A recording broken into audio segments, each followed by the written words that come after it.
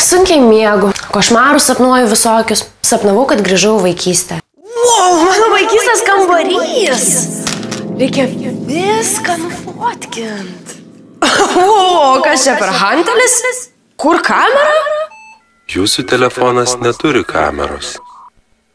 Ta prasme neturi, tai kaip aš kelsiu Instagramą? Jūsų telefone nėra Instagramo. Jūsų telefone nėra interneto. Interneto prieiga tik universiteto bibliotekoje. Pagalbos!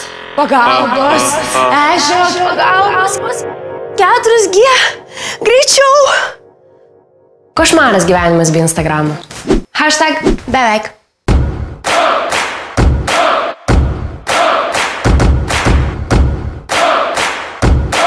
– 2015 Instagramą pristatinėti niekam tikrai nereikia. Kas tas Instagramas? Tam žaliam ir iš dangaus nukritusiam. Instagramas yra mobili nuotraukų ir trumpų video programėlė. Jeigu knygose tavo mėgstamiausia dalis yra paveikslėliai, o ne mėgstamiausia tekstas, reiškia Instagramas tikrai sukurtas tau. Instagrame valdo vaizdai ir čia viskas tam, kad gyvenimas atrodytų gražus. Tiesa, be pagražinimo čia nelabai reikalinga. Su mergaitėm atidarėm rudens sezoniuką.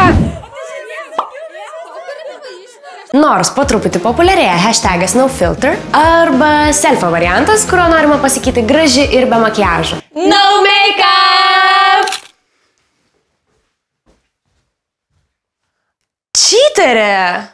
Beje, NoFilter cheaterius galite pažiūrėti čia.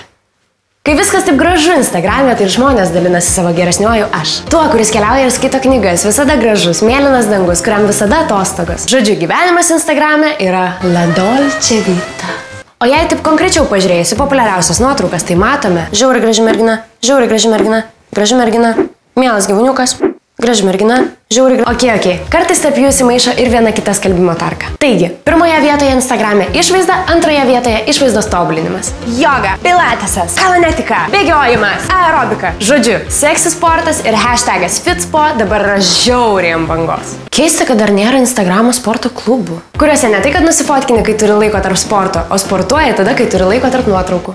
1, 2, 3 selfie, 1, 2, 3 selfie, 1, 2, 3 selfie. Merginos, šimtenėlės, kur negalim savęs, 1, 2. Savęs tobulinimas Instagramo pagalba turi ir kitą lygį. Saloto.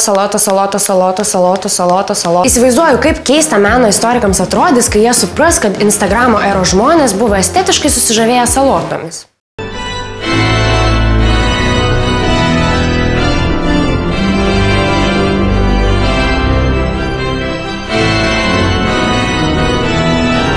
Bet ir be salotų užtenka maisto Instagrame. Kartais net nesupranti, ar žmogus fotkina, kad valgo, ar valgo, kad fotkintų. Žodžiu, tarp valgymo ir fotkinimo kartais jau visiška lygybė. Vilnius, 22 valanda. Gautas iškvietimas, kad šulinyje rastas ilgai dingų sulaikytas Vilhelmas Lapukas. Šuliniui padaryti nuostoliai tikimasi minimalus. Sakykit, kaip jūs jaučiatės? Viskas gerai, tik aš... Oi, dabar toks alkanas, kad net dramblį su Instagraminčiau. Nežinau, gal visų kitų akis ir pavalgo nuo tų nuotraukų, bet aš tai tikrai nesprantu, ką žmonės mato dar vienoj kebabo nuotraukai. Jei jau dedi kebabą, tai tegul būna įdomus. Šoka, dainuoja ar dar ką nors. Gerai, šitas dangaus kampas tikrai dar nebuvo Instagramui keltas. Už dangaus ar saulėlydžio nuotraukas blogiau gali būti tik jūsų selfis veidrodėje, kuriame matosi tualetas. Jei nusifotkinsi 3 kartus tuoliko veidrodėje ir įkelsi Instagramą, paskui pamatysi tame pačiame veidrodyje mano pagarbos tau vaiduoklį. Bet, dar perduodu mikrofoną mūsų svečiai Andrei Motoričev, fotografui ir patyrusiam Instagramininkui. Andrei gavo ežio 4G greitą internetą, giga kitą ir turi patarimų. Pirmas. Patyrę Instagramininkai žino savo gražiausias pusės, kurią pozą ar rakursą jie save mėgsta labiausiai. Bet nereikia to piktnaudžiauti. Sveikas! Mes pažįstame? Labas! Antra. Geras selfis sunkiai pavyksta, jei fotografuojate save iš apačios. Geriausias rakursas yra iš viršaus, atlenkus galvą. Ir net nereikia selfie stiko. Nuotrauką pagerinti pabandykite su programėle VS Cam. 3. Yra momentų, kai fotografavimas yra visiškai nepateisinamas.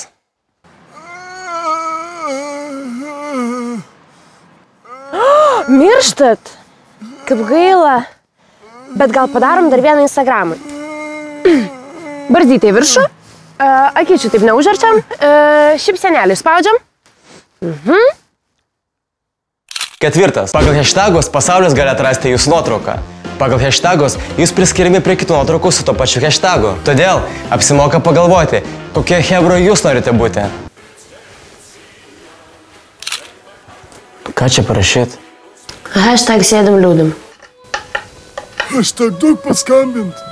Ir paskutinis, 5. Nuotraukos, kuriuose neaišku, kas matosi, ar jūsų kojos ar dešrelės yra tinkamos tik vienam. 100% kojas.